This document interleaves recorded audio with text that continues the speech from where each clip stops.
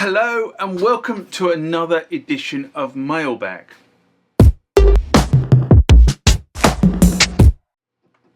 What is Mailbag? Well, Mailbag is a feature of the channel where you guys leave lots of comments on the channel and I attempt to answer those comments, or if I can't answer those comments, I throw it out to you guys who have more knowledge on some of this stuff than I do. So let's get into the first mailbag of this session. Remember, like, comment, subscribe to the channel. Go over to Instagram and follow me there. Go over to Facebook, follow me there. That's where the normal notices are. And consider becoming a Patreon.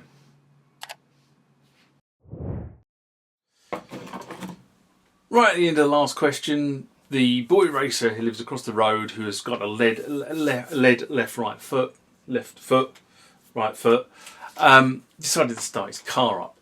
And he's got a car that sounds like, but he can't drive it for bloody toffee. So excuse me if you were watching the last one and there was a big car sound at the end of it, and that's what it was. Anyway, let's get back to the comments and questions, because the next one comes from XP50 Player. And this one is a response to my friend bought a Yamaha Modi X as opposed to a Korg Nautilus. A mailbag I did in May 2023.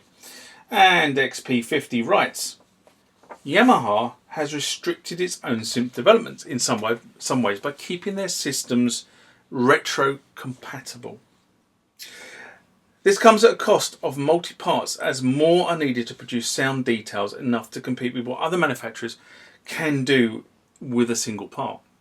Korg, for instance, can have an FM engine and a 12-layered stereo piano in a single patch stroke part. Of course, Yamaha could develop additional specialised engines for the VA modelling, organ and piano, while maintaining backwards compatibility for the Motif PCM architecture. But they haven't. Still consider the Modi X a great value, since they give you all the content from the montage, unlike the Phantom O, and even the same polyphony now with the Modi X Plus.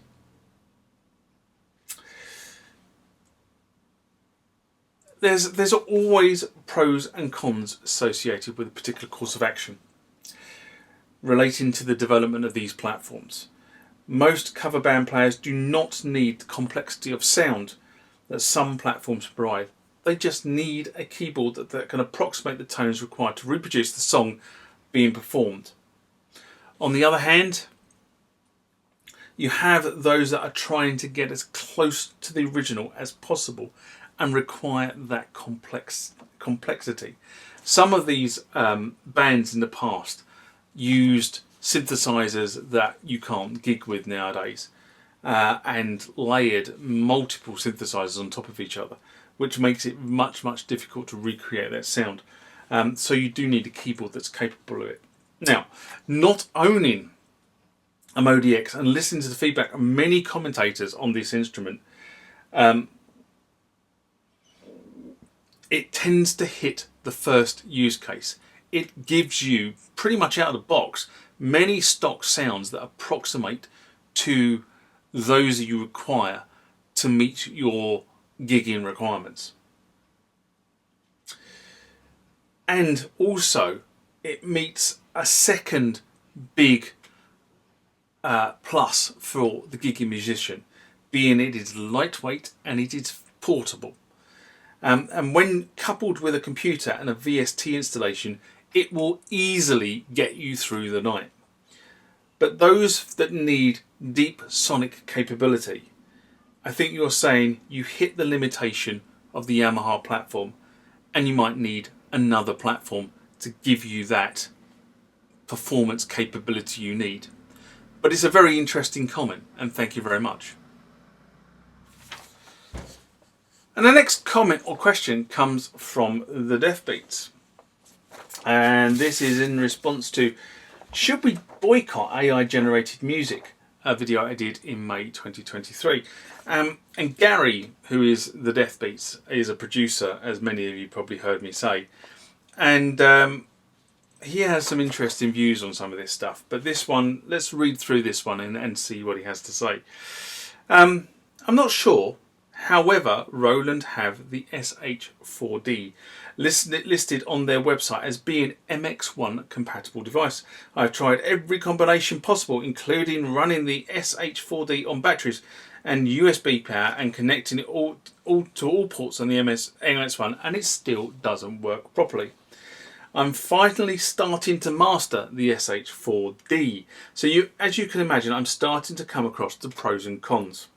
I found that the wavetable synth is incredible for creating unique drum and bass style bass lines, the like of which are totally different from anything that a producer like myself is likely to produce with one of the popular VSTs, such as Massive, Massive X, Pigment and Vital, etc.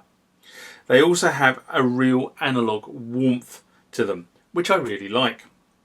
I found it very easy to record the SH4d sounds into my PC through Adobe Audition. However, I will say that the master output level seems to be very low when it's maxed out. I've not played with the other synth models, but they all sound amazing. And I was very surprised to come across a piano module in there as well, which uses up to 4 oscillators to create some pretty nice pianos. I found programming drums on the SH4d quite a pleasure as well. There are tons of kits that feature a wide variety of sounds, most of which are very useful. The only comment I would make is there are not enough modern kicks and snares, the likes of which you would hear in bass music, dubstep, drum and bass and future bass these days. The kits rely way too much on vintage sounds from the 606, 707, 808, 900, which are obviously recycled from the area devices. Well, Gary, what do you expect? I mean, they are Roland's stock drum machines. I think it's time Roland created some new one-shot drums for their devices. Thankfully, for every drum sound in your kit, you're able to add a second layer with different drum hit, which allows you to design your own drum hits to a certain extent. One annoying limitation, however, is that you can't use the same sound twice. That is a bit annoying, isn't it? Yeah, I can see that. Which is like going to sound odd. So I'll explain what I mean.